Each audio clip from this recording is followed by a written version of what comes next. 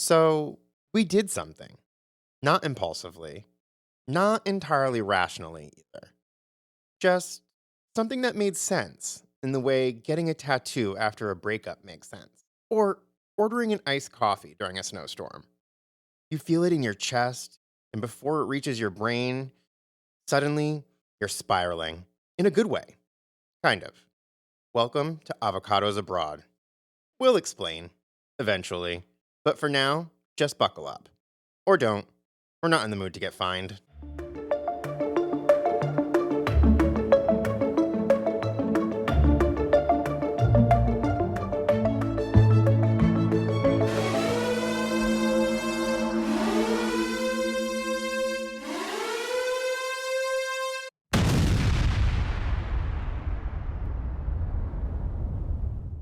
Apocalypse and Avocados. This is Peter from Apocalypse and Avocados, joined by. Shaun here. This is the news that we've been waiting to tell you. We're very excited for this. It might make people a little bit sad, but it's been something that we've been doing for quite some time now. We want to announce that we are going to be doing a spin-off series called Avocados Abroad. Shaun and I are officially leaving the United States. Yes. Woo! This all started about 3 years ago. We started feeling the political climate and the hatred in the country, and it kind of stemmed from there. So we are going to be making this big trip, and we're going to take you along with us. Yep. Hope you enjoy the ride. So we've decided to make the big move from Massachusetts to Porto, Portugal. We are hoping by midsummer this year that we will be making the big move. Do you want to discuss, Shaun, what were some of the reasons that we decided to go abroad? Yeah, there's a lot of different things that played a factor into why we considered to leave.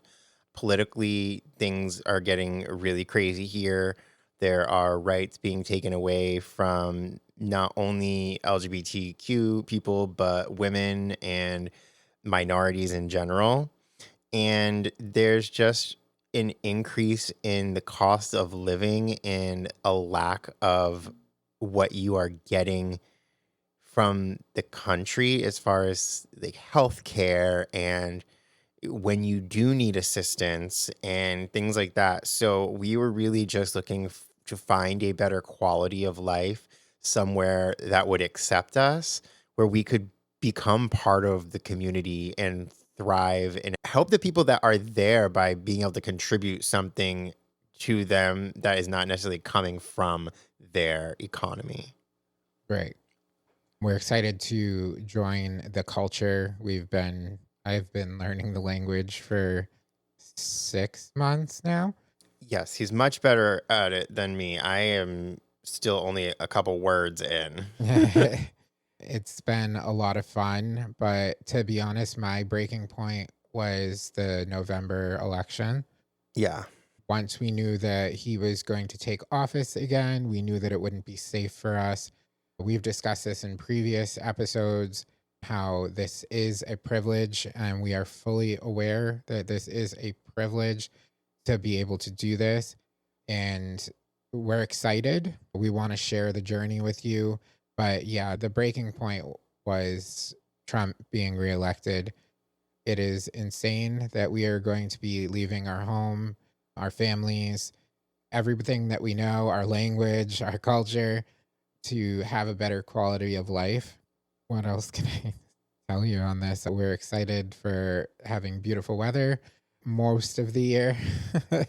We're excited to dive headfirst into some caldo verde. We're excited to make Portuguese friends, meet some expats that have moved over there. There are quite a few now.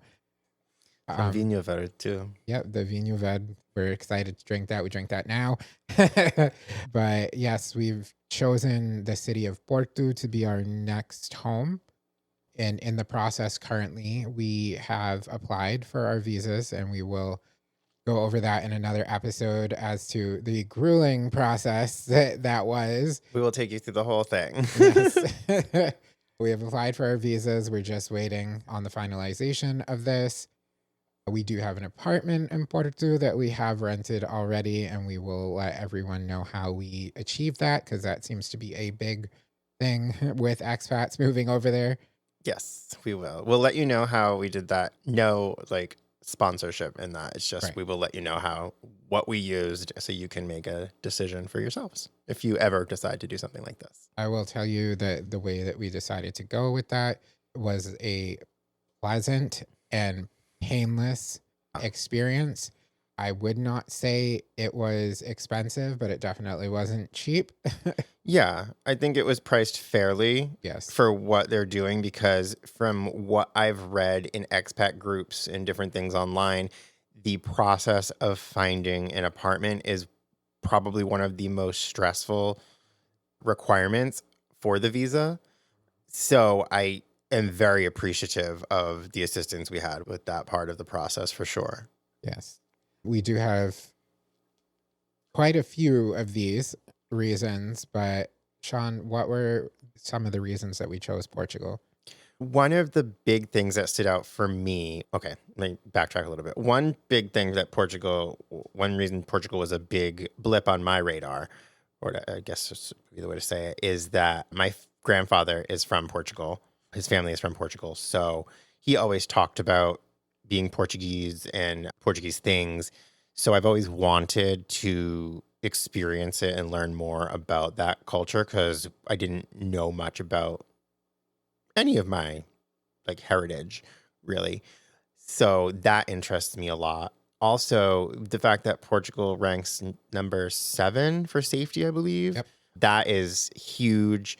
The fact that they are one of the top places for LGBTQ people to move to. So there's less anxiety around that aspect of our lives. Pet care, from what I understand, is more reasonable for people. Whereas here, something happens with your pet and it's like they see dollar signs over your head charging you thousands and thousands of dollars because they can and they know that you want to save your pet's life. Whereas from what my understanding of it is over there, it's more about what you expect a veterinarian to be, just doing it because they want to help the animals. Yep. A big thing for us is the socialized medicine. Yeah. We've made it quite evident that we spend quite a fortune on health insurance here in this country, especially in this state. Just to put it into perspective, our health insurance and our mortgage payment were roughly $200 apart. So that was bonkers. We were excited for socialized medicine. We do obviously intend to pay for private care. That's not a dig at the Portuguese public health system at all. It is a requirement of the visa. So we will be purchasing that. I don't pretend to know everything about the culture. I don't pretend to know everything about the country. We've been researching it for years. We've never set foot on Portuguese soil. So this will be a first for us, an exciting new adventure that we hope that you enjoy. Again, I did not intend to move somewhere as a tourist. It has been a grueling process for me to learn the language as a native Spanish speaker. It is quite different. It's a little bit harsher than what I'm used to, but it has been fun. It's a fun journey. I don't want to move somewhere, be a tourist. It is your country. It's your home. It's your customs. I do not want to infringe on that. I just want to enjoy them with you. Exactly. So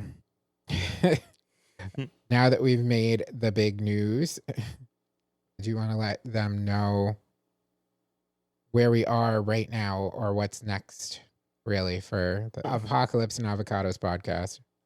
So we will continue to do the Apocalypse and Avocados podcast as a separate piece from Avocados Abroad. This will start off as like a mini series of our process of leaving and like getting over there. And then as we're over there, if everyone enjoys it, we can continue letting you know what our experiences are over there, what it's like traveling from living abroad, coming back to the United States to visit, all those different things that might be going on in our lives as expats. Yes.